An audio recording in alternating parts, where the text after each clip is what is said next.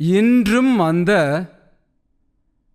இடம் மிகவும் தொலைவில் இருப்பதால் மக்கள் பல கிலோமீட்டர்கள் நடந்து செல்ல வேண்டியுள்ளது அல்லது ஹெலிகாப்டரில் செல்ல வேண்டும். இன்றும் எந்த ஒரு கட்டுமானத்திற்கும் அந்த இடம் பெரிய சவாலாக உள்ளது. ஆண்டின் பெரும்பாலான நேரங்களில் பனிப்பொழிவு காரணமாக அங்கு வேலை செய்ய முடியாத நிலை உள்ளது. இவ்வளவு சிரமப்பட்டு செல்ல வேண்டிய இடத்தில் எவ்வாறு இவ்வளவு பெரிய கோவிலை கட்டி முடித்தார்கள்? அதுவும் 8ஆம் நூற்றாண்டில் கட்டப்பட்டது.